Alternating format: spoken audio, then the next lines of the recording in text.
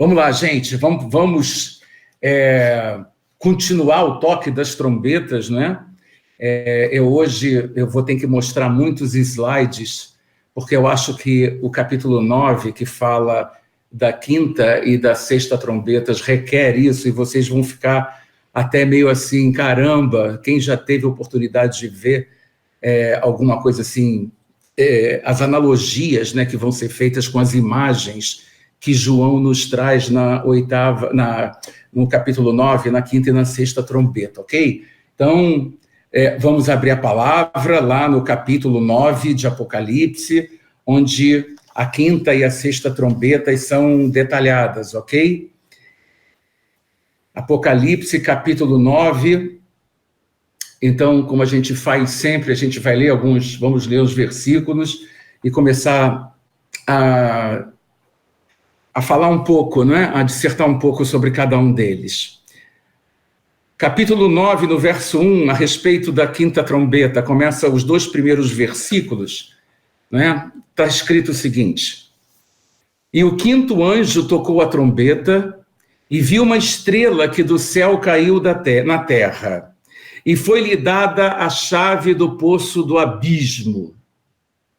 E abriu, verso 2, e abriu o poço do abismo, e subiu fumaça do poço como a fumaça de uma grande fornalha. E com a fumaça do poço, escureceu-se o sol e o ar. Olha só, na aula passada, não é? Na aula passada, quando a gente estudou a segunda trombeta, né, lá em Apocalipse 8, aí do lado, né, no verso 3, falando do grande monte ardendo em fogo, lembra quando a gente estudou isso? E depois, quando a gente estudou na terceira trombeta, falando da grande estrela que caiu do céu, né, cujo nome era Absinto, a gente viu, a gente imaginou, né, a gente ficou aventando a possibilidade de que tipo de interpretação a gente deveria dar para cada uma dessas expressões que estão escritas no Apocalipse. E eu falei o seguinte: ou a gente vê efetivamente como um ser espiritual, um anjo caído agindo, ou a gente simplesmente olharia como um evento, não é? Um evento, um fenômeno físico, né? Um fenômeno, uma consequência de alguma ação da natureza. Muito bem. Quando a gente estuda esses 2 primeiros versículos de Apocalipse 9, a quinta trombeta, a gente percebe agora mais claramente, não é? Que trata-se da ação espiritual de um anjo caído. Olha só, aqui está escrito, não é? E vi uma estrela que do céu caiu na terra. Agora eu vou falar para vocês o que eu tinha dito na aula passada, não sei se vocês guardaram, não é? Não é uma questão de ensinamento bíblico de evangelismo, porque nós estamos estudando, e lá naquele livro apócrifo de Enoque, não é? Que é mencionado na Bíblia, eu tinha falado a respeito, não é? Aqui tem um texto que diz: e ali vi 7 estrelas do céu presas como grandes montanhas e queimando no fogo. E ele fala que esses anjos caídos são as estrelas. Mas tudo bem, isso é um livro que a gente aprende, a gente vai juntando fatos para a gente poder detalhar aquilo que a gente quer ensinar, aquilo que a gente quer ministrar. Mas quando eu estava estudando agora, há alguns dias, o capítulo 9, eu me lembrei de uma coisa que nos dá base bíblica para afirmar que realmente trata-se da ação de anjos caídos, de seres espirituais caídos. Aonde que eu tenho essa prova na palavra? É simples, em Lucas 10, no verso 18. Em Lucas 10, no verso 18, há uma palavra, não é? Há uma palavra de Jesus que diz o seguinte: eu via Satanás como raio cair do céu. Olha como é que a própria Bíblia acaba nos transmitindo, acaba nos ensinando a forma como a gente deve interpretar determinadas passagens. Ou seja, na realidade, o que Jesus está dizendo é que ele estava vendo Satanás cair do céu, a queda dele. Mas de que maneira ele viu a queda dele? Ele viu a queda dele através de um raio, como se um raio estivesse caindo. Então, vocês notem que a gente pode ver estrelas cadentes, estrelas caindo, efetivamente podem ser, vamos dizer, meteoritos, mas o que causou ou o que causará aquela queda? A ação demoníaca, a ação de anjos caídos. Então, nesse momento, a gente encontra a base, quer dizer, isso nos dá base para a gente entender, não é? Versículos anteriores, como a gente estudou na aula passada, tá certo? Ou seja, pode haver reações na natureza, a gente enxerga reações na natureza, ocorre que essas reações são causadas, na minha maneira de ver, por aquilo que a gente está estudando, por ações de anjos caídos, ok, gente? E outra coisa importante, uma coisa muito importante, em Apocalipse 6, quando a gente estudou o sexto selo, vocês podem recuar só um pouquinho, uma página ou duas na Bíblia, em Apocalipse 6, no verso 13, está escrito assim: as estrelas do céu caíram na terra, caíram sobre a terra, como quando a figueira, sacudida por um vento forte, deixa cair os seus figos verdes. Ok? Então, é aquilo que eu falei para vocês, a imagem que ele está vendo, a imagem que ele está descrevendo, João, é de figueira, é como se fosse um monte de meteoritos caindo sobre a terra. Não é? É exatamente isso que está em Apocalipse 6,13, ok? Mas o causador, o agente, não é, que causa essa mudança na natureza, realmente foram anjos caídos. E isso a gente pode até corroborar, pessoal, quando a gente estudou os 4 cavaleiros primeiros, dos 4 primeiros selos. A gente viu que coisas ruins vão acontecer por causa daqueles 4, não é? Cavaleiros, né? O cavalo branco, depois vem o vermelho, não é? Da guerra, depois vem o preto da fome, depois vem o amarelo esverdeado da morte. O fato é que aquilo vai acontecer, mas quem é que está agindo, ou quem agirá para aquilo acontecer? Anjos caídos. Tanto que esses anjos só agem quando eles recebem autorização. E ele chega, vem e vê, pode ir. Um instantinho, não faça nada enquanto a gente não sela, não é? Na fronte dos 144 mil, o selo do Deus vivo. Então, eles são escravos. Eles são pau-mandado, gente. Eles só fazem alguma coisa com autorização das milícias celestiais. Ok? Muito bem. Aí a gente vai continuando a ler esses 2 primeiros versículos, e está escrito aqui assim: foi-lhe dada a chave do poço do abismo. Guardem isso. Foi-lhe dada a chave do poço do abismo. Eu sempre digo, quando ministro alguma coisa sobre o final dos tempos, não é? Que a gente precisa se colocar no lugar de João, não é? Pela fé, e tentar enxergar como ele via as coisas. Ou seja, dentro da linguagem, dentro do vocabulário, dentro do conhecimento que ele tinha na época. Por exemplo, quando ele está falando aqui que foi-lhe dada a chave do poço do abismo, é evidente que essa expressão, eu vou mostrar para vocês, abismo, não é? Abismo no grego pode ser abissos, de abissais, seres abissais. Quem viu National Kid se lembra dos seres abissais, ou seja, abissos significa fenda, né? Fenda, pode significar fenda ou abismo, não é? Abissos.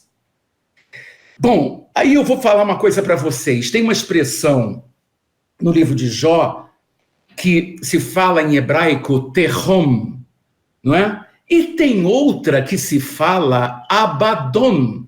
E a gente vai ver esse Abaddon já aqui à frente, que era o nome do tal rei, que em grego também se chamava Apolion. Então a palavra terrom, em hebraico, significa realmente abismo, enquanto a palavra Abaddon significa deixa eu só permitir aqui, enquanto a palavra Abaddon significa realmente lugar de destruição, tá? Lugar de destruição. Muito bem. Oi, Miguel. Oi, Adriane. Gente, deixa eu falar uma coisa para vocês entenderem sobre o vocabulário de João. Se a gente pegar e se nós quisermos elaborar um dicionário para João, eu vou dizer uma coisa para vocês. Eu fiz aqui um levantamento e descobri que João, ele sabia o que era cavalo, ele sabia o que era cavaleiro, ele sabia o que era guerra, ele sabia o que era gafanhoto, ele sabia o que era escorpião, ele sabia o que era leão, ele sabia o que era fumaça, ele sabia o que era chave, ele sabia o que era cabelo e ele sabia o que era mulher. Eu estou falando essas palavras porque daqui para frente a gente vai precisar entender por que é que João usa esse vocabulário na descrição das revelações que ele tem de Apocalipse. Então veja, nessa questão foi-lhe dada a chave do abismo, a questão é, quando a gente lê que foi-lhe dada a chave do abismo, como é que a gente tem que interpretar? É sinal de que ele realmente teve uma visão de alguém entregando para o demônio, para o anjo caído, uma chave, literalmente uma chave, ou em função das consequências do que ele concluiu ser um poço do abismo, ou seja, que antes não tinha nada, estava tudo claro, e de repente tudo se tornou escuro, é porque antes estava fechado e agora está aberto. E uma coisa que estava fechada para se tornar aberta, ela precisa de uma chave, não é? E se vocês entendem, eis que vos darei as chaves, não é? Do reino de Deus, as chaves dos céus. Ele conhecia essa expressão, até porque teve com Jesus. Então, vejam só, a grande questão é que ele está tendo uma visão de algo em que ele só consegue discernir, definir, declarar como poço do abismo. Está tudo escuro, e alguma coisa vai sair desse escuro. E ele diz aqui no versículo 3 de Apocalipse 9, assim, e da fumaça, porque ele estava vendo tudo escuro, e ele diz que da fumaça vieram gafanhotos sobre a terra, e foi-lhes dado poder como o poder que tem os escorpiões da terra. Agora, olha só, em primeiro lugar, João tinha plena ideia dos gafanhotos, de gafanhotos. Por quê? Porque certamente João estava impregnado do conhecimento das pragas do Egito. A 8ª praga do Egito era a praga dos gafanhotos, gente. Então, quando ele olhou aquela imagem que eu vou mostrar para vocês aqui, que está escrito, não é? Que da fumaça do poço vieram gafanhotos, não é? Ele, na realidade, o que ele está vendo? Por que ele falou que ele viu gafanhotos? Porque ele viu algo voando. Vocês concordam comigo?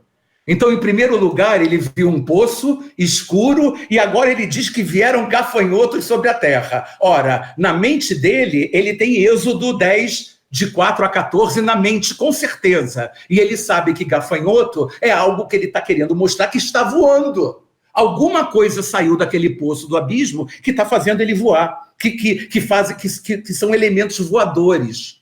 E depois ele fala que eles têm o poder como o escorpião. Por que escorpiões? Vamos raciocinar. Por que escorpiões? Porque, na verdade, ele está vendo algo que está causando um mal. Ele fala como o poder que tem os escorpiões na terra. Poder que tem os escorpiões na terra. Se vocês querem saber, existe um escorpião amarelo. O escorpião amarelo é um chamado escorpião amarelo da Palestina, ou escorpião amarelo de Israel, que é uma das espécies mais perigosas de escorpiões que existem. Eu fui pesquisar e esse veneno do escorpião amarelo é uma mistura poderosa de neurotoxinas, mas tem uma dose letal baixa. E é isso que me chamou muito a atenção, porque nós vamos ver aqui que muitos sofriam danos, mas não morriam. As pessoas vão gritar de dor, de loucuras de dor, mas não vão morrer por 5 meses. Está escrito e a gente vai ver isso aqui. Então, enquanto, na realidade, uma picada de escorpião é extremamente dolorosa, não é? Mas, naturalmente, esse veneno do escorpião amarelo não mataria um adulto que fosse saudável, que é exatamente o que vai se encaixar, até porque é na Palestina que ele estava, né? Ok? Mas, enquanto isso, enquanto a gente está conversando sobre Poço do Abismo, eu quero, primeiramente, que vocês prestem atenção. Vamos analisar agora isso aqui. Prestem muita atenção.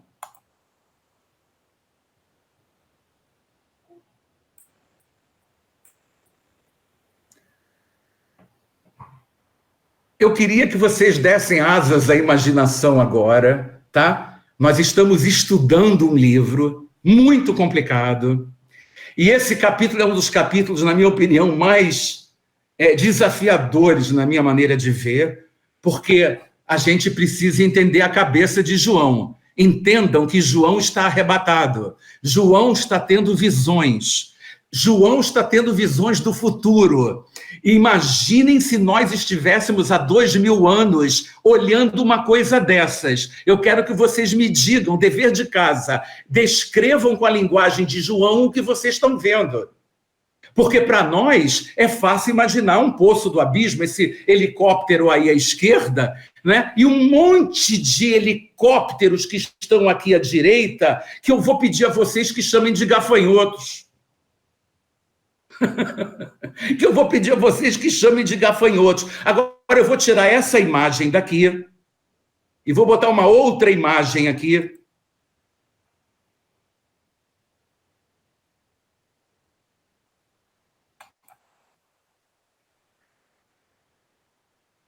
Pronto, essa é para chocar mesmo, gente. Eu quero que vocês me digam, na verdade, presta atenção nesse gafanhoto literal que está aí abaixo de verde, curtindo com a cara da gente assim, não é? E os 2 helicópteros de guerra que estão acima. Quem é que pode... Hoje você pode até chegar para mim e falar, Rubens, dá um tempo. Não, eu estou querendo que a gente se coloque no lugar de João. E eu quero que você me diga como é que João poderia descrever, com a linguagem que ele tinha, né, essas 2 figuras de cima. Se é que a única coisa parecida que ele conhecia, a meu ver, é o gafanhoto de baixo, ou não? O que vocês acham? É muito parecido, é muito idêntico, né? É muito. Vamos continuar, eu vou mostrar mais alguns aqui. Vamos ver se a gente consegue. Espera aí.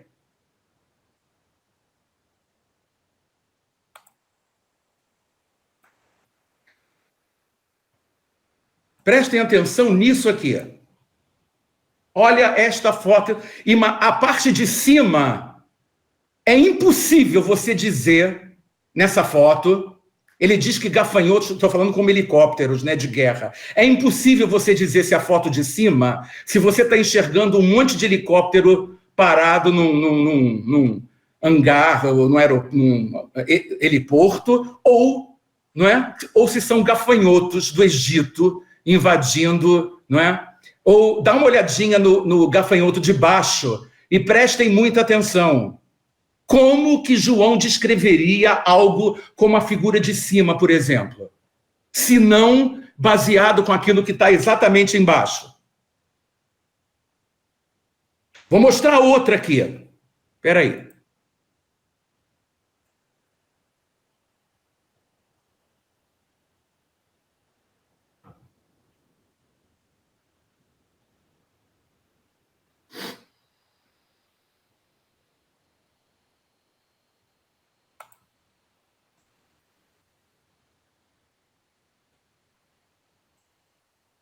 Prestem atenção nisso, gente.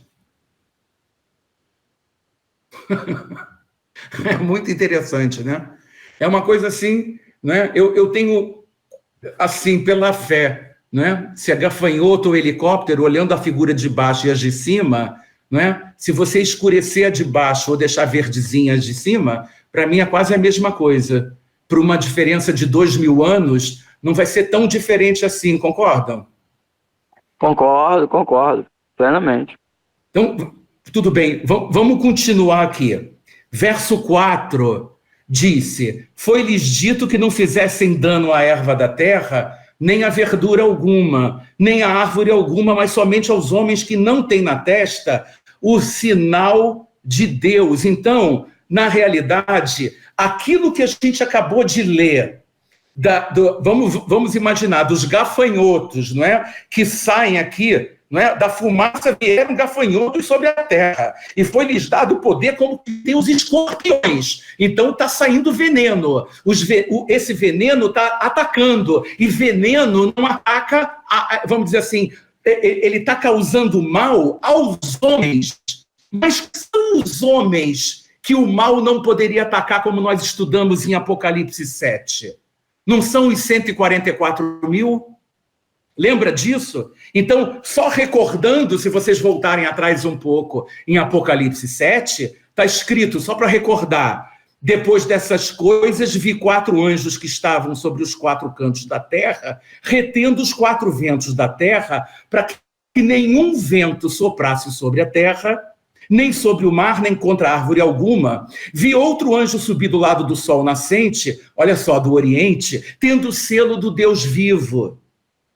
Ele clamou com grande voz aos 4 anjos, a quem fora dado o poder de danificar o mar, a terra e o mar, só que não está danificando agora, dizendo: não danifiqueis a terra, nem o mar, nem as árvores, até que tenhamos selado nas suas testas os servos do nosso Deus. Então, aqui, o que ele está falando, a ordem, na realidade, para essa trombeta, é o seguinte: ataquem os homens.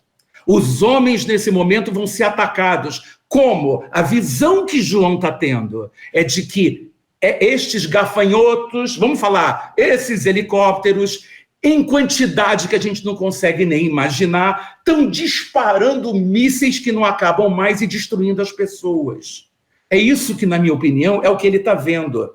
E aí diz assim: e foi-lhes permitido, verso 5, não que os matassem. Olha o que eu falei sobre o escorpião amarelo da Palestina. Foi-lhes permitido não que os matassem, mas que por 5 meses os atormentassem. E o seu tormento era semelhante ao tormento do escorpião quando fere o homem. Ele conhecia. É evidente que João conhecia quando alguém na Palestina, quando alguém em Israel era ferido, né? Você, Miguel, Zé Adelso, tomem cuidado, né, com o escorpião aí da Palestina, o escorpião amarelo da Palestina, porque ele causa uma dor terrível, mas ele não é capaz de matar um homem saudável. E aí eu queria que vocês vissem agora esta figura.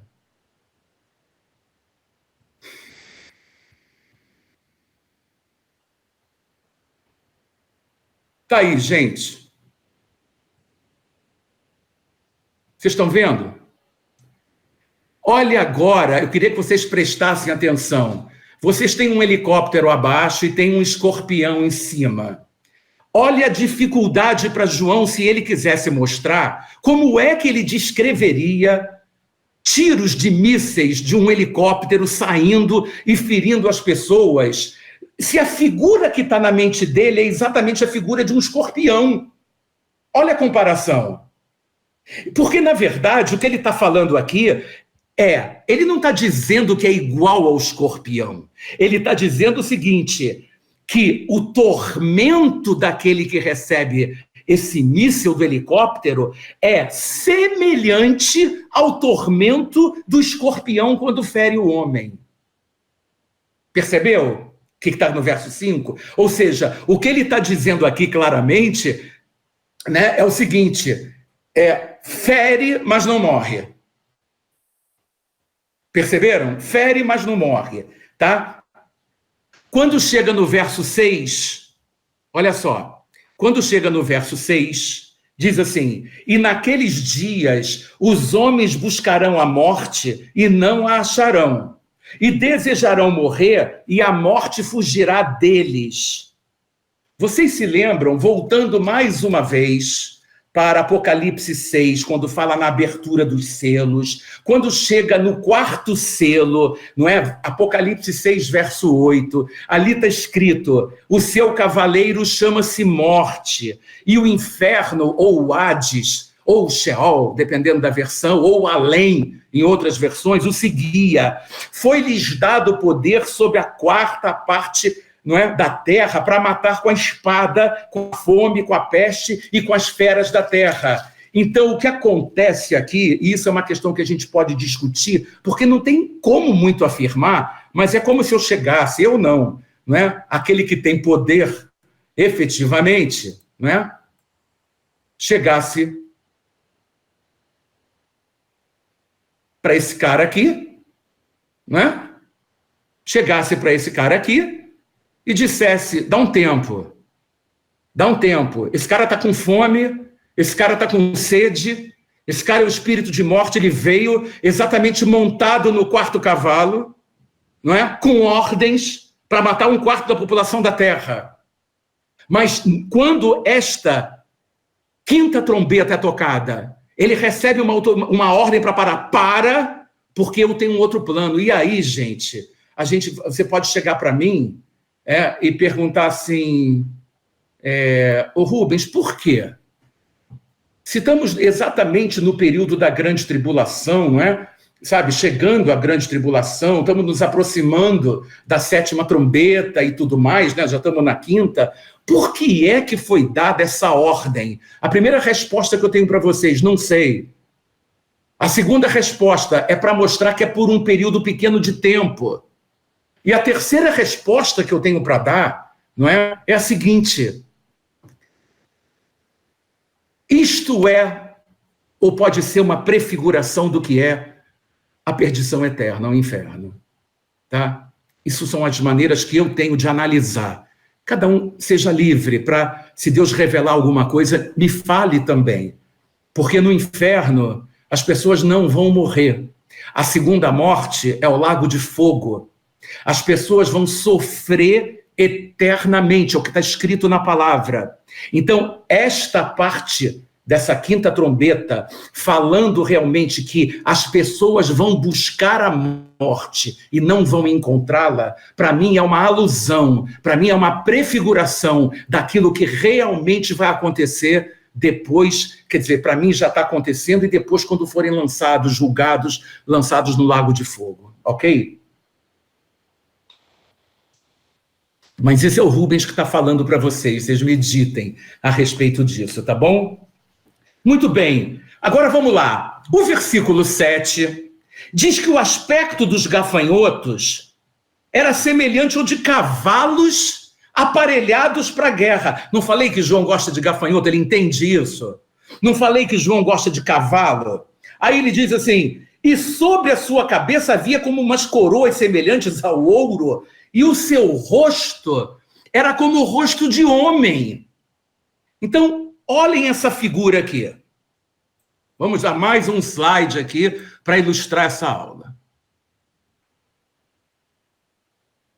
Deixa eu ver se eu acho aqui.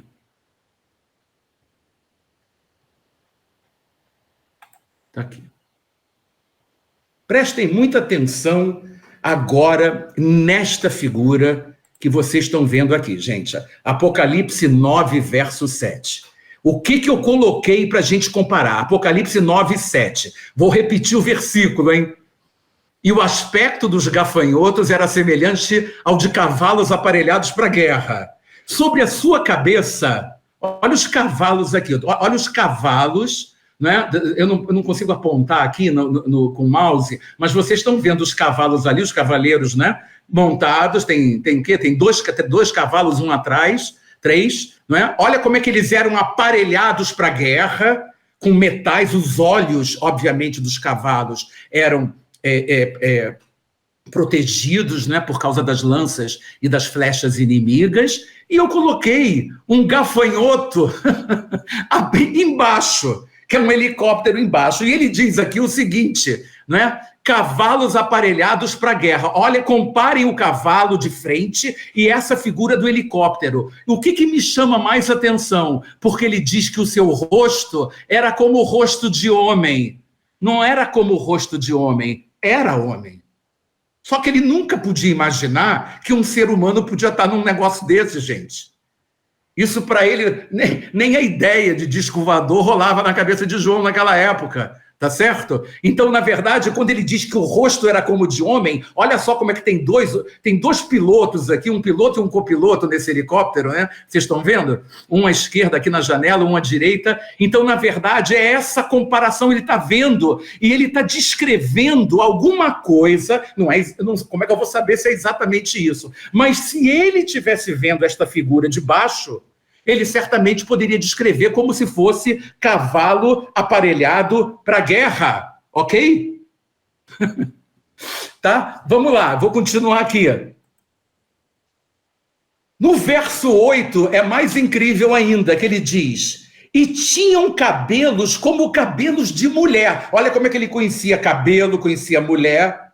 Por que ele falou que esses gafanhotos, estou no versículo 8, eram cabelos como cabelos de mulher, e os seus dentes como dentes de leão? O que João tem na mente? Nós temos que entrar na mente de João para conhecer um pouquinho isso. Então vamos lá, novamente, tentar entender a cabeça do nosso irmão. Agora prestem atenção nesse slide que eu fiz aqui. Percebam, não é? Eu tenho que tirar essa... vocês estão...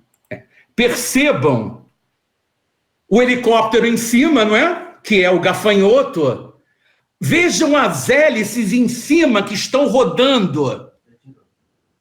Tá? Eu tirei? Espera aí, deixa eu botar de novo aqui, gente. Espera aí.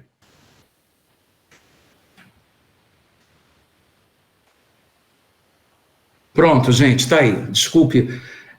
Olha só as hélices acima do helicóptero e o cabelo dessa mulher aí abaixo do lado direito, né?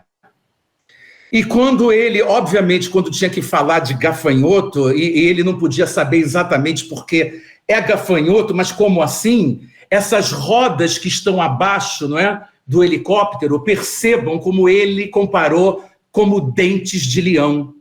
Olha só. Então, quando ele viu o helicóptero rodando, o que ele imaginou? Cabelos como de mulher. E as rodas do helicóptero, né, onde o helicóptero se apoia, exatamente como os dentes de um leão, ok? Muito bem. Vamos continuar aqui. Verso 9. E tinham couraças como couraças de ferro, e ruídos nas suas asas. Ora, se ele está falando de ruídos de muitas asas, é sinal de que ele está falando de algo que está voando. Concordam comigo? Ruído de muitas asas. Asas ele sabia o que era. Era como o ruído de muitos carros, quando muitos cavalos correm ao combate. Agora, vamos também mais uma vez dar asas à imaginação e pensar num monte de helicóptero de guerra saindo de um porta-avião, saindo de um hangar da Força Aérea Americana, Rússia, chinesa, sei lá de onde, Israel, entendeu? Tudo junto com aquele barulho ensurdecedor. Como é que vocês acham que João poderia descrever este barulho que ele ouviu na visão, né, junto com a visão que ele teve? Ele escreveu, era como o ruído de carros, quando muitos cavalos correm ao combate. Então ele imaginou aquelas liteiras, não é? Aqueles cavalos de Faraó no Egito, aquele monte de cavalo correndo, né? Sei lá com que barulho, como é que eu vou fazer, não é? O jeito aqui, mas era tudo o que ele podia imaginar para descrever aquele barulho, era aquele monte de cavalos de guerra, com aqueles cavaleiros em cima, correndo atrás dos israelitas, para não atravessar o mar. Perceberam? Muito bem, tinham ainda na cauda como escorpiões e ferrão. Na cauda tinham poder para causar dano aos homens por 5 meses. Eu mostrei o slide do escorpião. E aí vem, verso 11, e tinham sobre eles como seu rei o anjo do abismo, cujo nome em hebraico é Abaddon, e o nome em grego é Apolion. Gente, Abaddon, como eu falei no início da aula, significa destruição, significa ruína, reino dos mortos, não é? Então, na realidade, João sabia que aquele movimento de helicópteros, de gafanhotos, aquela ordem inteira que saía para destruir, certamente tinha um comando. Ele sabia que qualquer exército no mundo, todos os exércitos que João conhecia, tinham um comando de um rei. Rei para ele era algo comum. Então, como tudo estava sendo destruído, ele chamou aquilo, até por causa das imagens e do conhecimento que tem em Provérbios e no livro de Jó, a palavra Abaddon, ele chamou o rei de Abaddon. É Abaddon que está mandando esses caras destruírem tudo. Que tem um nome em grego que se chama Apolion também. Ok? Então, verso 12, o primeiro ai passou. Lembra que nós falamos de 3 ais? Era a 5ª, 6ª e a 7ª trombeta? Lembra de Ezequiel, quando eu relembrei, dizendo que o livro tem, né, aflições, né, angústias, suspiros, tribulações, suspiros e ais? Então, este é o primeiro ai, que a gente aprende, na realidade, em Apocalipse 8, no verso 13. Foi o primeiro ai. O primeiro ai é a 5ª trombeta. Agora a gente vai para a 6ª trombeta, ok? A 6ª trombeta, que é o segundo ai, diz assim: o 6º anjo tocou a trombeta e ouviu uma voz procedente dos 4 cantos do altar de ouro que se encontra na presença de Deus. Então, o que é importante aqui? Lá no altar, diante de Deus, no altar de ouro, diante de Deus, no altar, não é do incenso, não é no altar do holocausto, é no altar do incenso, saem vozes. Aqui ele diz que lá ele ouviu uma voz procedente do altar que se encontra na presença de Deus. Em Apocalipse 14, quem puder abrir um pouquinho à frente, em Apocalipse 14, no verso 8, está escrito...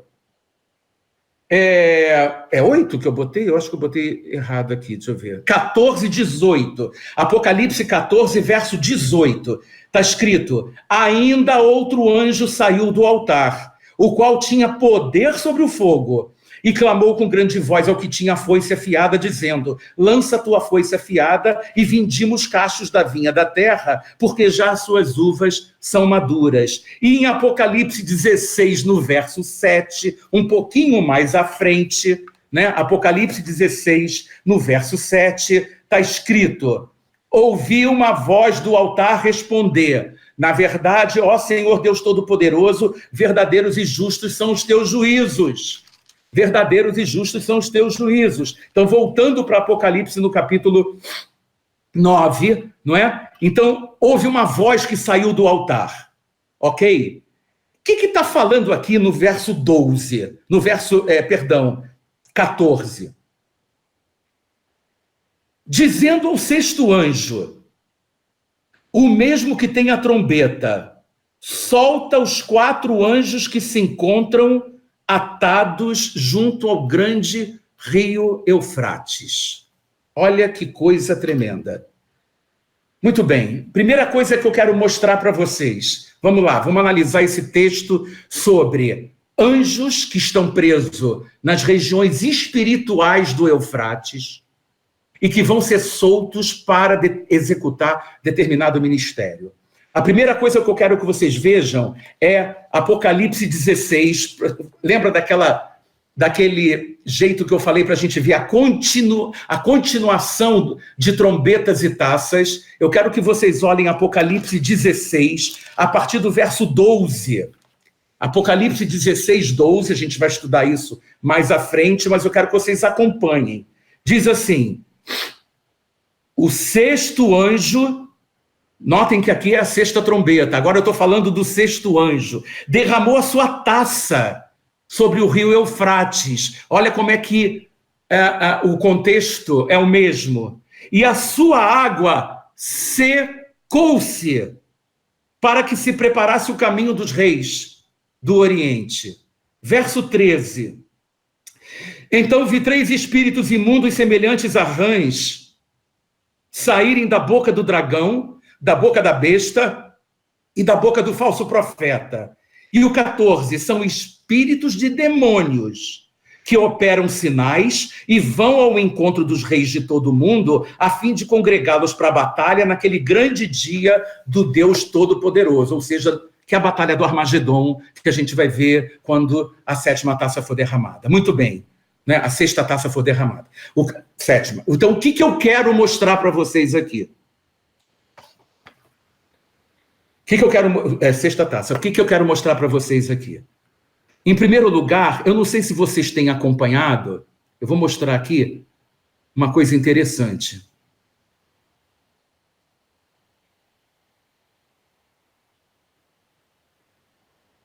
Pois sim, isto nada mais é do que o rio Eufrates que está secando.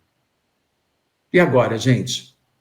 Então, o rio Eufrates não está ainda todo seco, porque, na realidade, a gente vai depender, não é, do anjo derramar a 6ª taça da ira de Deus para que todo o rio Eufrates se seque.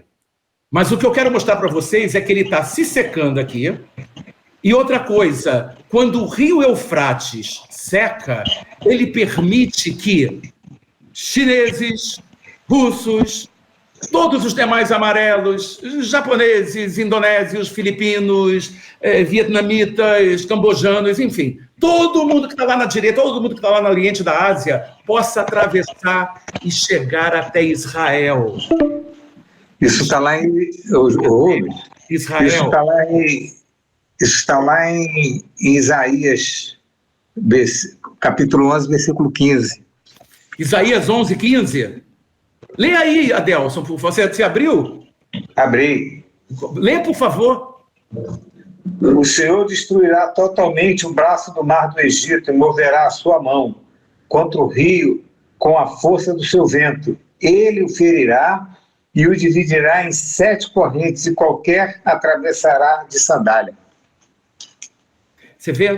Então, gente, o que ele está falando aqui é o seguinte: vai acontecer algo terrível e que essa coisa terrível precisa que não haja água sobre o rio Eufrates. Vamos continuar a ver o que ele está falando aqui. Né? Verso 14 diz... verso 14 diz...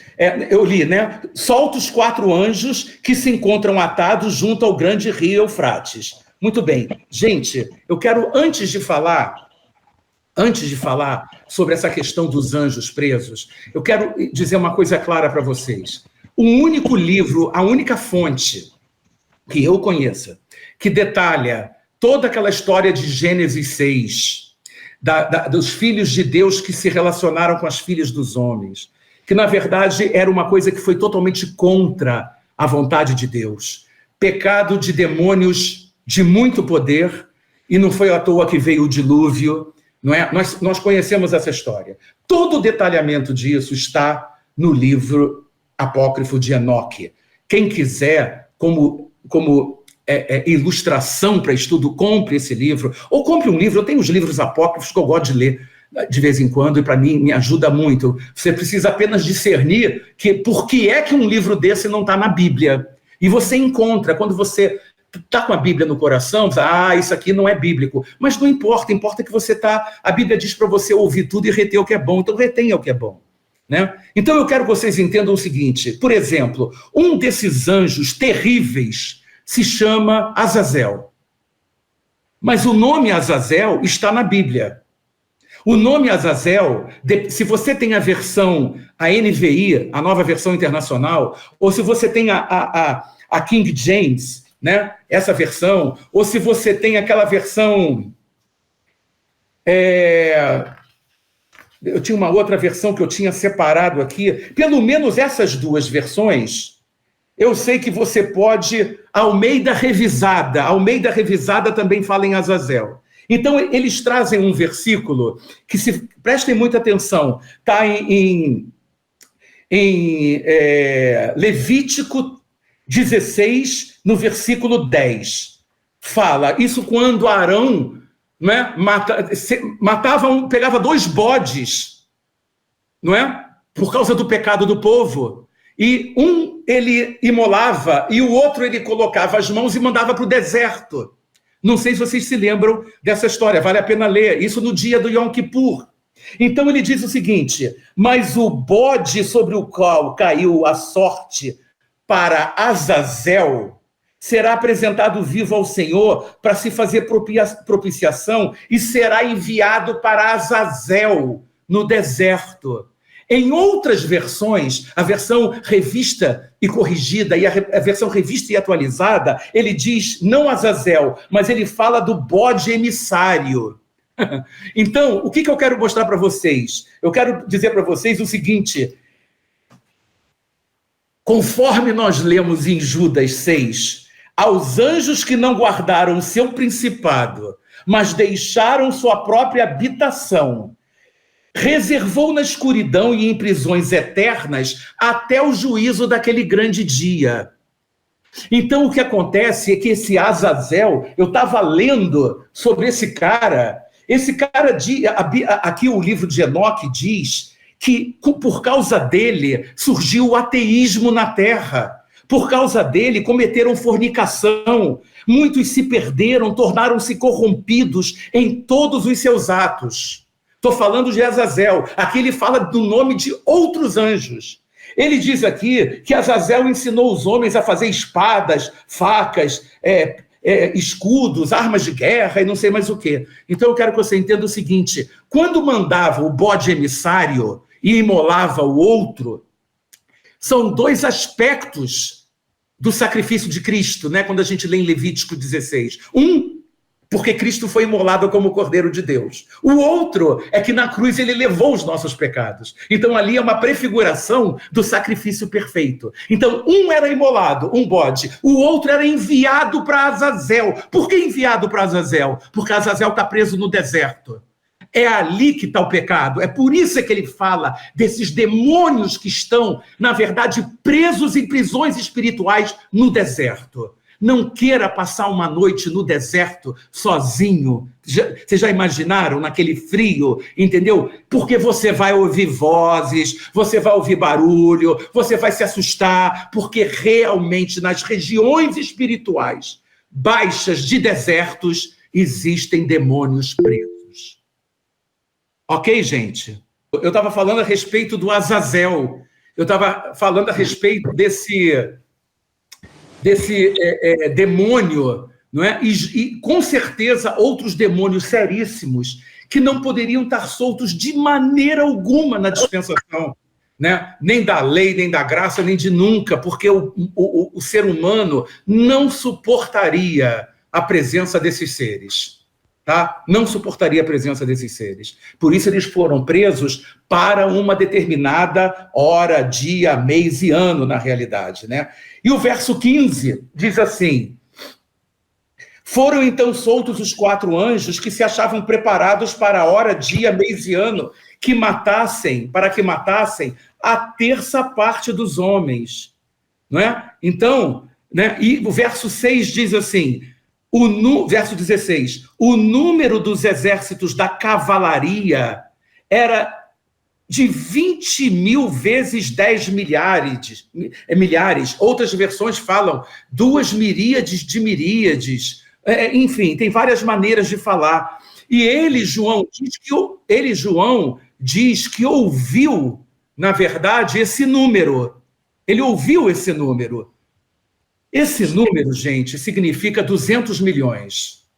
Sim. Vou fazer uma pergunta para vocês. Quando ele diz que viu, olha o versículo 17, para a gente fechar esse raciocínio. Assim, nessa visão, contemplei os cavalos e os seus cavaleiros. Ele contemplou os cavalos e os seus cavaleiros, olha só. Ou seja, algo que caminha na terra, que são os cavalos. É isso que ele está vendo aqui, ok? Algo que ele está vendo aqui. E ele diz assim, tinham couraças cor de fogo, ou brilhante como fogo, verso 17. Depois ele diz de jacinto, de uma cor avermelhada próxima ao preto, e de enxofre, que na verdade ele está falando do incenso aqui. E ele diz que a cabeça dos cavalos era como cabeça de leão, e da sua boca saía fogo, fumaça e enxofre, e a continuação disso no 18 diz: por meio desses 3 flagelos, a saber, fogo, fumaça e enxofre, que saíam da sua boca, foi morta a 1/3 parte dos homens. Agora, prestem atenção nesta figura aqui.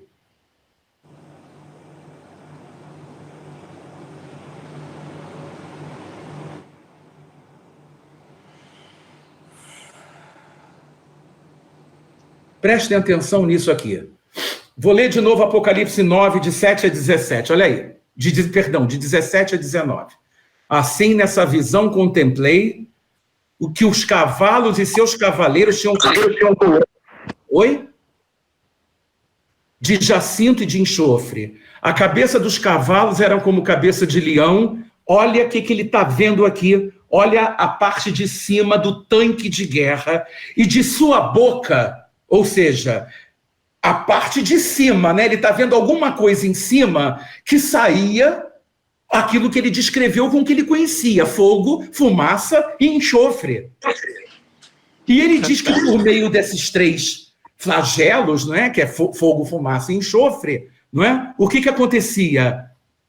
Foi morta a 1/3 parte dos homens, pois a força do cavalo estava na sua boca. Exatamente. É na parte que está saindo os tiros, não é? Na verdade, dos tanques de guerra.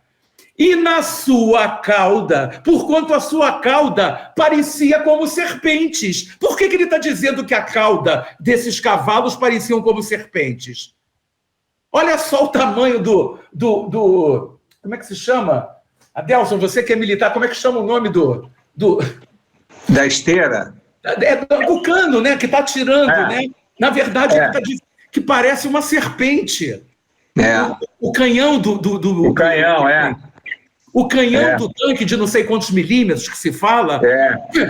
Aquilo se mexe para trás e para frente, não é verdade? Quem já viu um tanque de guerra? E ele falava que a sua cauda se parecia com serpentes. Olha só. E tinha cabeça...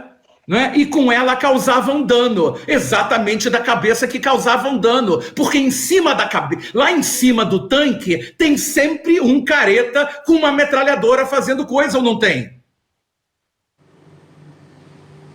Até nessa figura que eu botei aí, eu botei exatamente...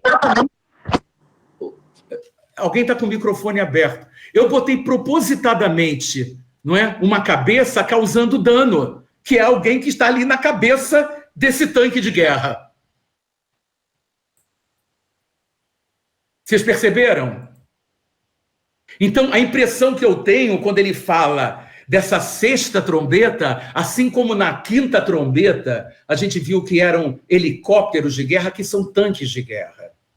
Percebe? São tanques moderníssimos.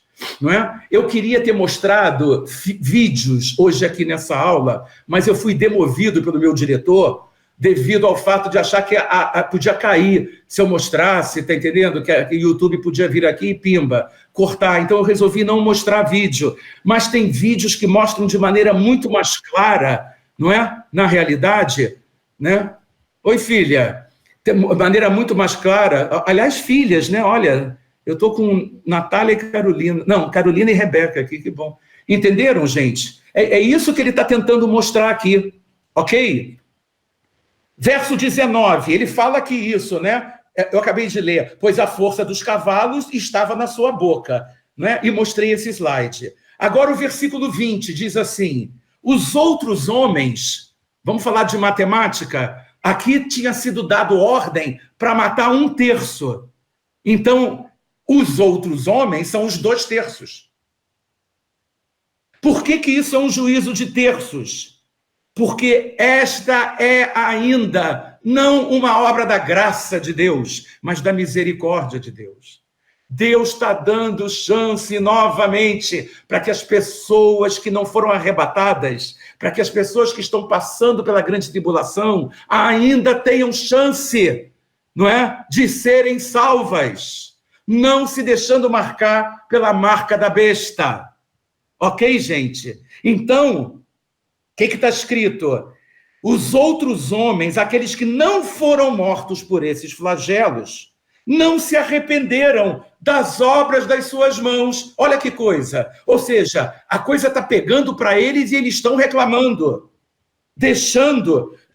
eles não deixaram de adorar nem demônios, nem ídolos de ouro, nem de prata, nem de cobre, nem de pedra, nem de pau, que nem podem ver, nem ouvir, nem andar. Ou seja, reina a idolatria. Reina a idolatria. Verso 21, que é o último do capítulo 9, diz: nem ainda se arrependeram dos seus assassínios, nem das suas feitiçarias, nem da sua prostituição, nem dos seus furtos. E isso nos remete, abra um pouco, lá em Apocalipse 21, adiantem um pouquinho, Apocalipse 21, no verso 8, que fala claramente, de maneira resumida, aqueles que não vão entrar no reino de Deus. Aqui está escrito, Apocalipse 21, verso 8. Mas quanto aos medrosos, aos incrédulos, aos abomináveis, aos homicidas, aos adúlteros, aos feiticeiros, aos idólatras, a todos os mentirosos, a sua parte será no lago, que arde com fogo e enxofre, que é a segunda morte. Perceberam? Então, quando ele termina aqui o capítulo 9, que é a sexta trombeta, ele está falando o seguinte: esses caras não se arrependeram e vão continuar idolatrando a besta, o falso profeta, os demônios, vão continuar tentando roubar, porque a coisa naquele tempo não será fácil, eles vão continuar, na verdade, se prostituindo, tudo aquilo que a Bíblia fala, que caracteriza você não entrar no reino de Deus, eles vão continuar fazendo. Mas Deus está dando mais uma chance. Ok, gente? Gente, eu tive que mostrar muito slide, é muito complicado. Se não mostrar um slide, um vídeo, um filme sobre o capítulo 9 de Apocalipse, é muito complicado entender. Espero... Olha, sou eu, Rubens. Fala, Zé. Eu não tô branco, eu tô bege hoje, viu? Tá o quê? Eu tô bege, não tô branco. O que eu tô aprendendo hoje aqui. Que bom. Maravilha, que bom. Gente, isso veja, isso tudo, né? Isso tudo é para, veja, não é isso. É para a gente parar, meditar. A gente precisa de uma base. Não era bem isso, era aquilo. Não tem problema nenhum. Deixa Deus falar. A gente ora e Deus vai aperfeiçoando na gente aquilo, né? Sabe? Vocês querem ver uma coisa interessante? Eu vou mostrar para vocês como é que eu comecei a aprender a história do gafanhoto. Vocês querem ver? Foi assim, ó. Estão me vendo? Aí eu aqui. Quando eu vi isso pela primeira vez, eu falei, descobri o gafanhoto da Bíblia lá, ó. Pelo menos os homens que parecem, né? Parecem homens. Não, são homens, olha só. Nós não vimos, nós não estudamos que o poço do abismo, abriu-se o poço do abismo e saiu muita fumaça? E vocês acham que eles não estavam com isso, com certeza, os homens que estivessem por ali caminhando? Claro que estavam com isso. E se João visse essa imagem em mim, ou ele ia achar que eu sou um monstro, né? Ou ele ia falar, cara, tem um gafanhoto enorme se mexendo, não sei o que é isso.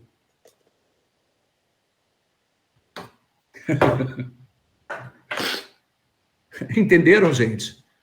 Né? Muito bem. Vamos passar para o capítulo 10, que vai ser mais um resumo, porque ao longo das outras aulas, não é? Eu falei muito. Alguém estava com a mão levantada, eu estava lendo aqui. Miguel? Não sou eu, você está conseguindo me ouvir? Jaqueline? Oi, Rubens. Peraí. Rubens, três coisinhas. Peraí, Miguel. Miguel, só um instante. Jaqueline, está me ouvindo? Eu estou te ouvindo, mas você está me ouvindo? Agora estou. Porque não estava, eu estava querendo só fazer uma pergunta. Você disse que tinha alguns vídeos e que estava com medo de colocar para não ser, né? Então, mas esses vídeos depois você não poderia mandar no privado para a gente? Veja só, eu não escolhi ainda. Quando eu comecei a escolher alguns para aula, não é? O João Pedro falou para mim, pai, pode acontecer isso, isso e isso. Eu respeitei porque ele entende desse assunto. Então, eu não pesquisei ainda, Jaqueline, mas se você quiser, eu pesquiso e mando para você. Mando para todo mundo, tá? Porque existem vídeos que mostram mais claramente, além, claro, do que uma figura, uma foto, né, na realidade, ok? Ok. Fala, Miguel. Oi, Rubens, eu tô em trânsito ainda, eu tô saindo agora do trabalho, então por isso que eu não peguei o começo, né? E eu queria falar um detalhezinho, e tenho uma coisa para falar e uma pergunta, né? Coisa para falar é o seguinte, você falou do deserto. Na verdade, eu tô no deserto, só que eu tô com... Só que eu tenho a graça no deserto, viu? Amém. Nós temos a graça no deserto, porque senão não teríamos perdido, realmente, né? Perca essa graça. Várias são, olha, são inúmeros testemunhos, e biblicamente também você vai ver que o deserto é considerado lugar de demônios. Entendeu? E isso é bíblico, isso é conhecido. Não é um lugar que você descansa. Não é à toa que de dentro do deserto você tem serpentes que saem da areia, escorpiões que saem da areia. Você não tem nenhuma borboleta que sai da areia, né? Sabe? Não tem um beija-flor. Você tem a coisa séria mesmo que vai te picar. Glória a Deus, eu, Zé Adelcio, da minha irmã, estamos com a graça aqui no deserto, né? Temos a graça. Mas as serpentes e escorpiões, o que simbolizam? Nós sabemos disso. Eis que vos dou poder para pisar serpentes e escorpiões. Por quê? Por que Jesus falou isso? Glória a Deus. Ô Rubens, a pergunta que eu tinha para te fazer é a seguinte, assim, resumindo o que você está falando, ele está atacando essa terça parte, esse ataque, os próprios homens vão fazer, e vão fazer, não 144 mil, vão atacar aqueles que sobraram, né? Os que... E vão atacar, pelo que eu estou entendendo, vão atacar aqueles que não vão se deixar marcar pela marca da besta, né? Vão atacar os cristãos da época, é isso? Não, veja só, esses aí vão atacar todos, entendeu? Todos. Eles vão atacar, somente não vão atacar os 144 mil. Somente estes. O resto, se tiver guardado e morrer, veja só, se alguém não se deixar marcar pela marca da besta, veja só, Miguel, não se deixou marcar e morreu, ele está salvo. Mas se alguém se deixar marcar e morrer, ele está condenado. E os 144 mil têm que cumprir o ministério deles. Quando eles acabarem de cumprir, eles são arrebatados. Eles vão subir. E isso está claro em Apocalipse 14. Então esse ataque é nos que se deixaram e nos que não se deixaram também. Isso, na verdade, presta bem atenção, Miguel. Essa guerra, né, é uma guerra que vai atacar todo mundo. Isso parece guerra entre exércitos, mas os civis estão sendo, obviamente, como é que uma guerra no final dos tempos não vai atacar os civis do jeito que está acontecendo? Você vai se esconder onde? Onde que você vai comer? Quer dizer, eu não consigo imaginar detalhes. O que eu estou vendo aqui são elementos de guerra ultramodernos, não é? Se uma bomba nuclear for atirada, quem é que é atingido? Todos são atingidos. Não, agora eu entendi. Você respondeu. Quem está atacando são os poderes, vamos dizer. São os governos. Indistintamente. Ok? Entendi. Ok. Obrigado, Rubens. Nada, que isso. Vamos lá, gente. Vamos dar uma lida rápida em Apocalipse, no capítulo 10. Apocalipse 10. Durante as aulas anteriores, eu tinha falado muito, não é, sobre um livro né? Tinha falado muito sobre a história do livro, quando a gente estudou no capítulo 5, quem era digno de abrir o livro. Falei muito sobre Ezequiel, então nós já conversamos bastante sobre esse capítulo. Mas vamos dar uma lida juntos. Vi outro anjo forte descendo do céu vestido de uma nuvem. Quando a gente começa a ler um anjo vestido de uma nuvem, a gente começa a imaginar que é o Senhor. Por quê? Porque, continuando, por cima da sua cabeça estava o arco-íris, como a gente lê em Apocalipse no capítulo 4. Então, lá em Apocalipse, né, no capítulo 4, quando se fala do trono no céu, a gente fala lá em Apocalipse 4, verso 3, a gente vê claramente isso. O seu rosto era como o sol, está em Apocalipse 1. E os seus pés como colunas de fogo, também está em Apocalipse 1. Então, vamos guardar essa imagem. No verso 2 diz que esse anjo forte tinha na mão um livrinho aberto. E aí eu fiz uma comparação na aula passada, não é? Mostrando aquele que estava com o pé na terra e outro pé no mar, e que dizia para o Pai que quando que aconteceria o final dos tempos? Ou seja, a grande tribulação. Então ele responde e diz: quando o sétimo anjo tocar a sétima trombeta. E ele, lá no livro de Daniel, ele diz que é depois de um tempo e tempos e metade de um tempo. E eu provei que isso eram 3 anos e meio. Lembra do quadrinho? Então, voltando, né? Vamos aqui. A gente não pode se esquecer jamais. Tenho falado isso o tempo todo, do nosso famoso quadrinho, que é a nossa Bíblia número 2, está aí, ó. Tá? Não esqueçam, não percam essa visão. Então, aqui, ó, a sétima trombeta, tá vendo ali, é tocada bem no meio desse quadro, bem no meio desse gráfico. Depois, o primeiro retângulo que tem, não é? São os 3 últimos anos e meio, que é chamado de grande tribulação, que eu botei em letras em bold, que tá aí, tá ok? Então, o que eu quero falar? É aqui, quando a trombeta é tocada, bem no meio, que Jesus diz para o Pai que faltam 3 anos e meio. Então, toca a sétima trombeta, faltam 3 anos e meio. Não esqueçam isso. Quando que a sétima trombeta é tocada? Exatamente na metade da última semana de Daniel. A 70ª e última semana de Daniel. Está aqui, entre essas 2 barras centrais, são 7 anos. Eu dividi em 2 períodos de 3 anos e meio. Quem é a metade? É o toque da sétima trombeta. O que vai acontecer à direita? Os últimos 3 anos e meio. A grande tribulação. Ok? Estudem este quadro. É importante. Ok? Vamos continuar aqui. Então, verso 2. Tinha na mão um livrinho aberto, pôs o seu pé direito sobre o mar e o esquerdo sobre a terra, e clamou com grande voz, como ruge o leão. Quem é que a gente pode pensar a respeito disso? Como ruge o leão? Que leão? Quem é o leão? É Jesus, né, gente? Da tribo de Judá. É o leão da tribo de Judá. Ele está dando todas as dicas aqui, que é o leão da tribo de Judá, ok? Muito bem.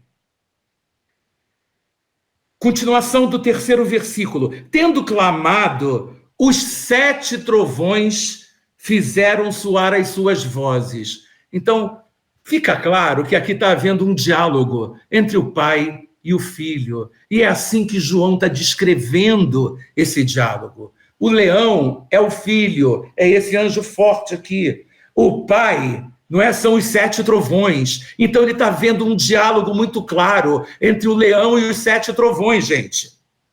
Aí o verso 4 diz assim: quando os 7 trovões fizeram soar as suas vozes, eu ia escrevê-las, mas ouvi a voz do céu que dizia: sela o que os 7 trovões falaram e não escrevas. A ordem era para não escrever, não é? Vamos lá ver por quê. Aí o verso 5 diz: então o anjo que vinha em pé sobre o mar e sobre a terra levantou a sua mão direita ao céu e jurou por aquele que vive para todo sempre, é o Pai, o qual criou o céu e o que nele há, e a terra e o que nela há, e o mar e o que nele há, que não haveria mais demora.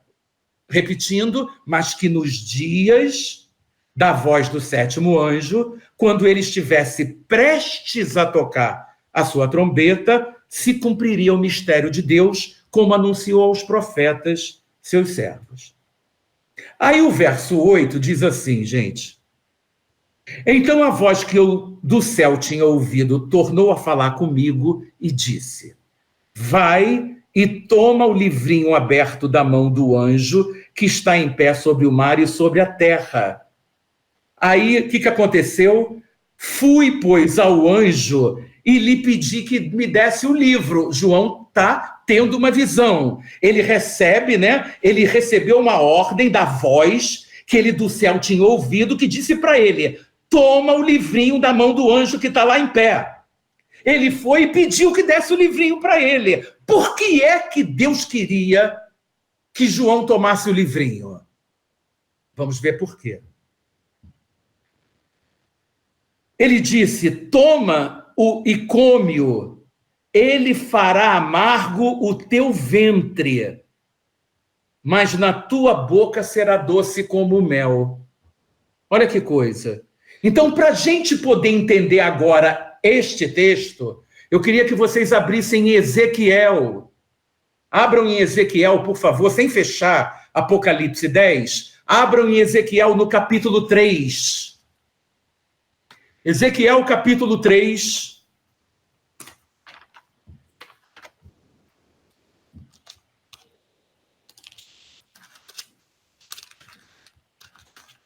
Ezequiel, capítulo 3.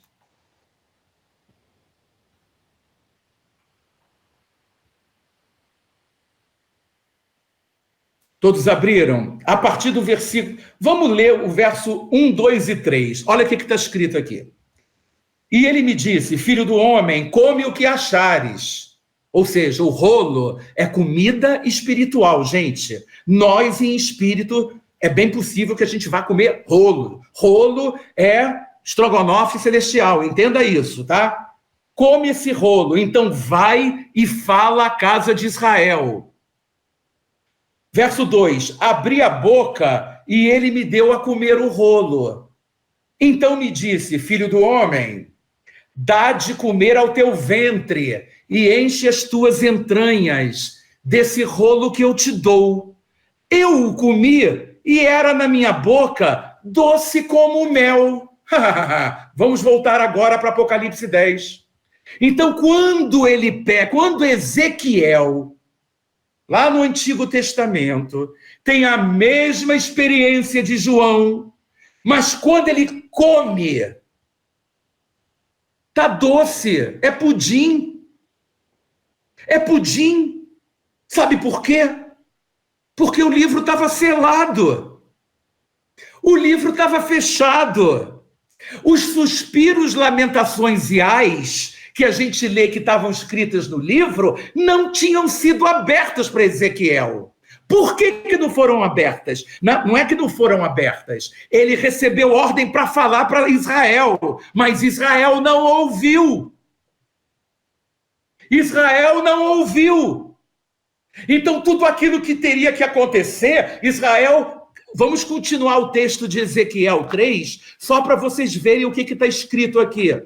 Vamos voltar para Ezequiel 3.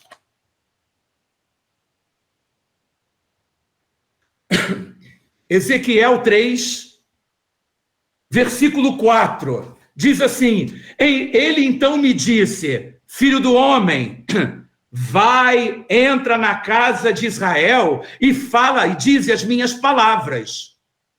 Tu não és enviado a um povo de fala obscura, nem de língua difícil, mas à casa de Israel.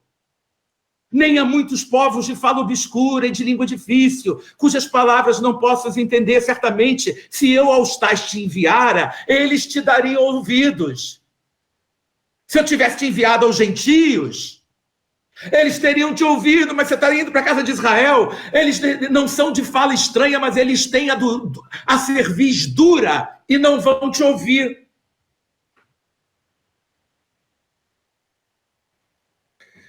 E quando você continua lendo esse contexto, se você for, na verdade, verso 7, daí de Ezequiel 3, olha o que está escrito.